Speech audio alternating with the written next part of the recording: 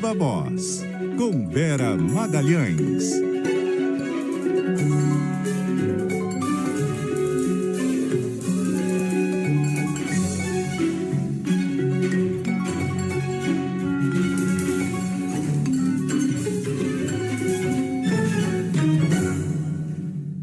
E aí, Vera? Boa tarde, Sardenberg, boa tarde, Nadeja, e boa tarde para todos os nossos ouvintes e espectadores. Boa tarde, Vera. Acompanhando a sabatina do Aras? Tá mais para uma biribinha entre colegas, né, o Sardenberg? Eu já vi jogos de carteado mais exaltados que essa sabatina, viu? Também a gente estava vendo aqui, tá uma vergonha, né? Todo mundo junto falando mal da Lava Jato. É uma troca de amabilidades. Já começou estranho quando o presidente da CCJ, senador Davi Alcolumbre, formou uma comitiva de senadores de todos os partidos para buscar o Augusto Aras e levá-lo até a sua cadeira para ser sabatinado. Eu já achei aquilo bem peculiar, para dizer o mínimo. E aí, eu estava também vendo isso. A palavra certa é ridículo, né, Vera? Ridículo. Uma coisa ridícula, canhestra, que não se presta à ocasião, né? Eles estão ali para sabatinar o Procurador-Geral da República e não para afagar, adular, etc. E aí, dali para frente, foi só esse show de amabilidades.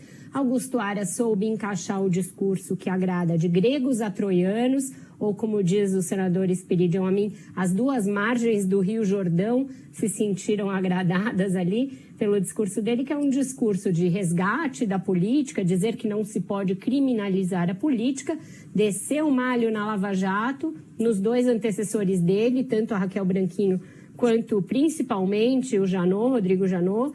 E aí ele encontra um eco tremendo no Senado, porque quase todos os senadores foram alvo de denúncias desses dois procuradores gerais da República.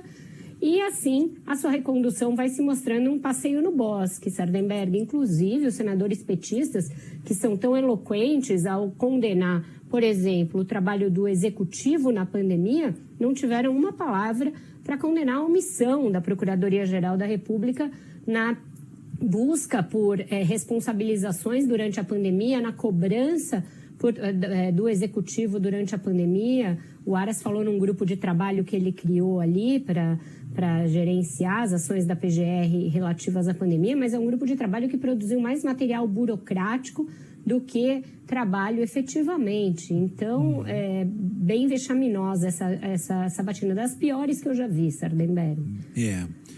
E, bom, o resultado, tudo considerado, o resultado é óbvio, né? Óbvio, será reconduzido à revelia dos seus pares, porque existe um mal-estar tremendo dentro da corporação, dentro da instituição do Ministério Público Federal, com o fato de hoje a PGR ter um comando letárgico, um comando que não está à altura do desafio institucional do momento, que não cobra do Executivo a observância, a separação entre os poderes, a observância dos princípios democráticos, e assim será, assim vai passar a boiada em mais esse caso, e ele, Aras, Sardenberg, ainda vai ficar ali de butuca, esperando para, se alguma coisa der errado para o André Mendonça, porque aí pode dar errado. Tem outros motivos que levam os senadores a não serem tão simpáticos ao André Mendonça quanto ao Aras.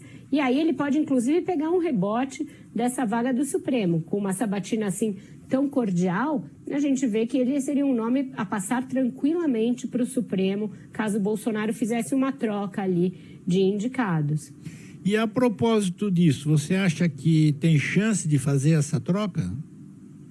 Eu acho remota, porque o Bolsonaro está insistindo no André Mendonça, e eu acho que, a despeito das dificuldades que ele enfrenta, ele ainda será aprovado, mesmo que com uma margem menor, mas o Augusto Aras não descarta essa possibilidade. E ele armou o meio de campo de tal forma que, se isso acontecer, ele estará apto, porque ele trouxe de volta da aposentadoria o procurador Eitel, subprocurador da República Eitel, que é muito próximo dele e que é um bolsonarista ao estilo Aras. Então ele tem inclusive um substituto para apresentar ao presidente, caso o Bolsonaro precise fazer essa troca. Acho que tudo vai depender do grau de acirramento daqui até os próximos dias, Sardenberg, até o 7 de setembro, principalmente. Antes disso, eu não acredito que o Senado colocará o nome do André Mendonça em discussão. Mas, a partir do 7 de setembro, a depender do que o Bolsonaro aprontar e dos seus apoiadores aprontarem, o nome do André Mendonça pode se inviabilizar permanentemente, de forma aí mais radical do que hoje. E aí Augusto Aras passa a ser um nome, até porque Bolsonaro não tem muitas outras opções. Ele foi queimando os cartuchos nesse mundo jurídico e se isolando, e como em todas as áreas, ele não tem outros nomes a oferecer para o Supremo, não. E a situação do 7 de setembro está piorando a cada dia, né? Você que foi premonitório, aquele dia que eu estive aí no estúdio, eu estava achando que estava tudo mais ou menos controlado, que seriam aqueles atos ruidosos, estrepitosos de sempre, mas sem maiores riscos. E no final da nossa conversa, quando a gente já estava fora do microfone, você me falou, olha que tem um risco de invasão dos prédios públicos. Eu fui atrás, fui apurar, e realmente os serviços de inteligência, tanto do governo do DF, quanto aqui do governo de São Paulo, estão com essa informação de que pode haver algum tipo de tumulto, inclusive tentativa de invasão ou do Congresso ou do Supremo. Ontem, no Roda Viva, o governador João Dória disse que informou isso ao governador Ibanez, porque o Serviço de Inteligência da Polícia aqui de São Paulo captou isso nas redes bolsonaristas. Então, é grave, sim, a perspectiva, e é horrível que a gente esteja falando cada vez de atos com gravidade maior, né, Sardenberg?